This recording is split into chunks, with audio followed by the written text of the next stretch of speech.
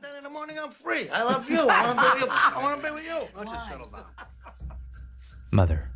Who, or better yet, what is a mother? Is it perhaps comparable to our own names, its regularity numbing our ears and minds, mutating its spirit to a mere habit we must learn to sever from our lives? This by no means is intended as a lesson on phonetics, but it's undeniably a part of the journey, as the term evokes a set of characteristics that only ever are attached to mothers, that they are ever caring, ever loving, and ever standing.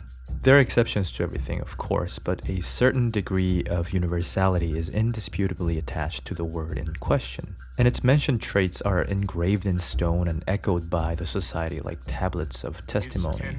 Yet amidst the cliched definitions and stereotypes, the term is seldom associated with the very basic truth, likely truer than the former traits, that they are individuals who deserve to be recognized as such before being collectively diluted as mothers.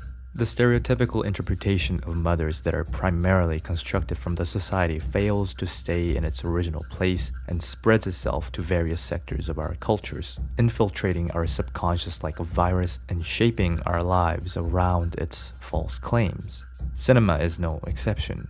Although the rising prevalence of female-driven revenge thrillers have become an argument against the medium's past offenses, the genre barely has anything to do with empowerment, let alone mothers, who are not even seen as belonging to that particular group of women to start with, if women at all.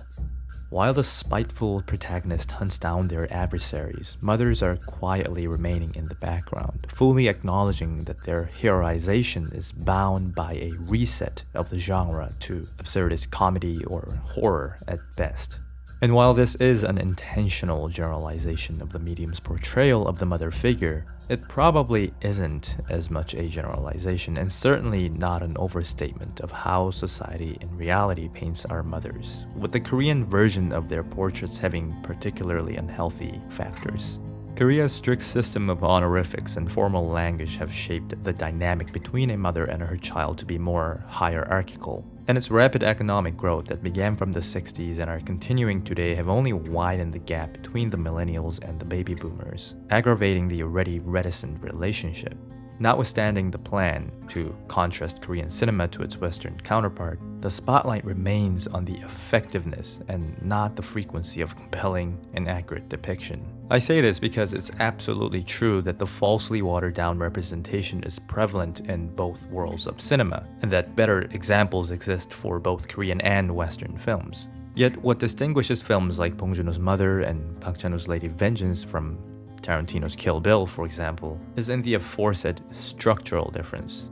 This exclusively Korean attribute leads to a fascinating arc within the film's narrative, where the mother is seen in both extremes of the spectrum, but without compromising the level of realism necessary to communicate their true character.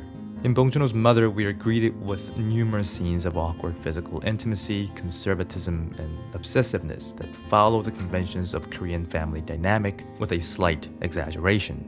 This inflated energy, while being somewhat excessive at times, is justified by the film's choice of setting and characters, specifically that her son has intellectual disability, and therefore manages to stay intriguing without ever completely crossing the line. Bong Joon-ho then utilizes this exact energy like a slingshot to bring the mother to the other side of the spectrum, a strong, unyielding woman determined to do everything in her power to prove her son's innocence. And since the switch happens gradually, coming from the very place of cultural anomaly, the two sides of the mother end up becoming more real than reality, but with its fictive spirit intact to baffle the audience. In Park Chan-wook's acclaimed Lady Vengeance, we see Keum-ja's unrelenting drive for revenge turn into a desperate wish for redemption for her wrongdoings to her own child. And the audience observes her two sides, both as a distinct self seeking justice and as a mother seeking forgiveness through her own ways of reparation. While the film mostly paints Keum-ja as a hard-to-come-by character with the utmost tenacity and bravery, the work openly accommodates the culture-specific traits and portrays the uniquely Korean identity of Keum-ja by having the daughter come from a Western family with colliding values. I need a smoke.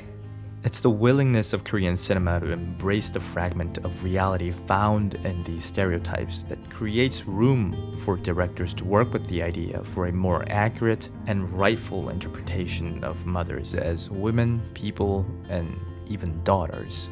This breathable space is what gives birth to parodic exaggeration of the conventions, and the characters are then given the opportunity to break through their vulnerabilities and spell out their long repressed selves to the audience. What do you call mom in Korea? 금자씨. Differences are differences. They exist independently, untied to our efforts and capacities. The only things certain about them are their potential functionality as a bridge, connecting the opposing forces of the worlds we all separately relate to, and destroying the walls that are too high to climb with our bare hands. Cinematic depictions of such differences work as an enzyme that accelerates the process, transforming them into the bridge we all need, all the while allowing us to share the joy that can only be felt through the very real art of understanding and accepting. And that's what a mother is, isn't it?